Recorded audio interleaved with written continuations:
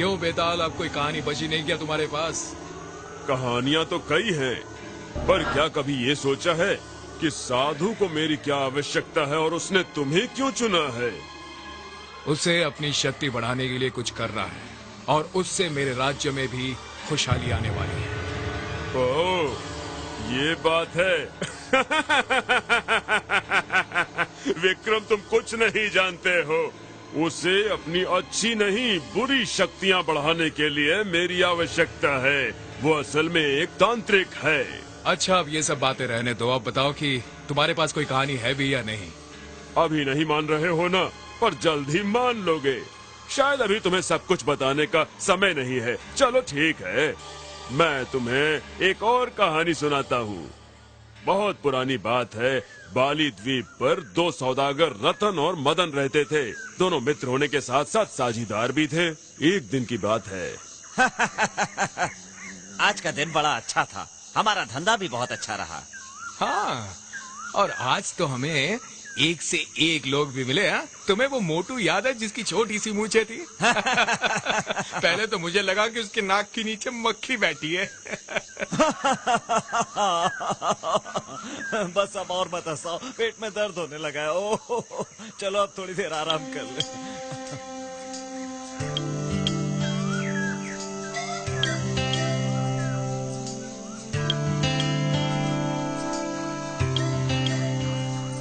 आओ गिने कि आज हमने कितने पैसे कमाए हैं, फिर हम इसे बराबर बराबर बांट लेंगे, ठीक है? ठीक है, पर पहले हम कुछ खा लेते हैं। तुम्हें भी तो भूख लगी होगी ना? जोर की, मुझे भी बहुत भूख लगी है।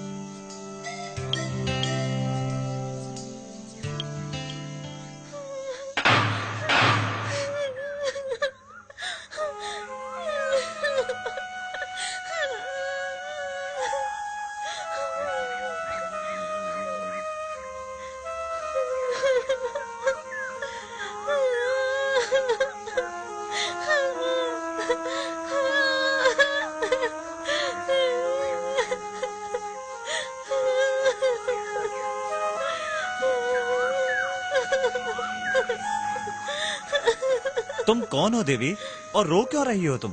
मैं अपने पति के साथ जंगल से गुजर रही थी, तभी लुटेरों ने हमें लूट लिया। लूट लिया? क्या इस जंगल में लुटेरे भी हैं? हाँ, उन्होंने मेरे पति को मार डाला। मैं अब बिल्कुल बेसहारा हो गई, मेरे पास पैसे भी नहीं। हे भगवान, तुम्हारे पति के लिए हमें बेहद अफसोस है। अच्छा, अब तुम क्या करोगी? अब तुम यहाँ से कहाँ जाओगी? अपने मायके जाओगी या ससुराल जाओगी? कहीं नहीं, मैं तो अनाथ हूँ। हमारी शादी हाल में ही हुई थी और अब तो मेरा कोई भी नहीं है। घबराओ मत, हम तुम्हारी मदद करेंगे।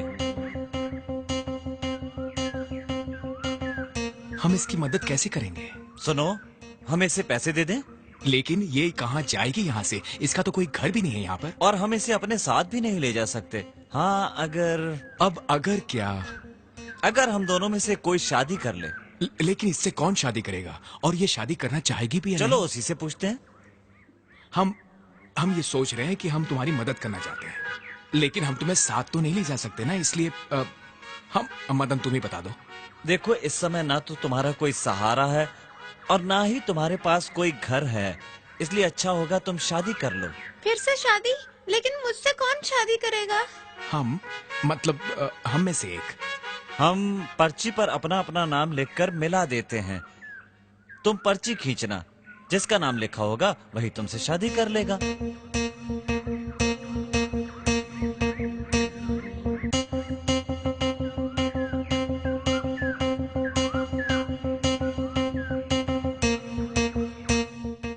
पर्ची पर मदन का नाम था, इसलिए उसने उस स्त्री से विवाह कर लिया। 1 साल बाद उस स्त्री ने एक खूबसूरत बच्चे को जन्म दिया। मदन बहुत खुश था, परंतु बच्चे के जन्म के तुरंत बाद मदन की मृत्यु हो गई।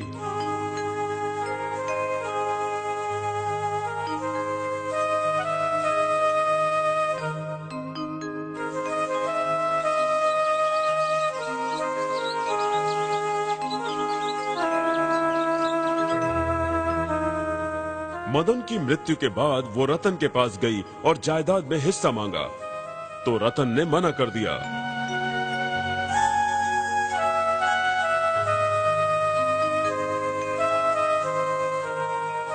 फिर वो फरियाद करने राजा के दरबार में गई।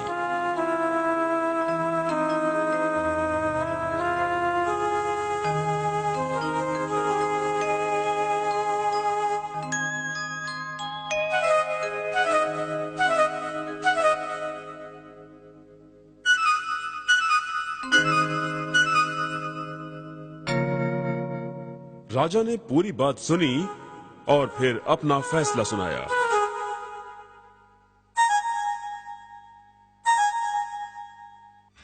अब तुम बताओ विक्रम, क्या उस स्त्री की मांग सही थी? और राजा ने क्या फैसला सुनाया? मदन और रतन दोनों ही व्यापार में साझेदार थे और दोनों ने औरत से अपने पति को चुनने के लिए कहा। मतलब दोनों पर उसका बराबरी का हक था। उसकी मांग बिल्कुल सही थी और राजा ने भी यही फैसला सुनाया था। बिल्कुल सही जवाब विक्रम, लेकिन तुम समझदार होकर भी बेवकूफ हो, भूल भी जाते हो। तुमने बोलकर मेरी सांस तोड़ दी है, तो मैं चला।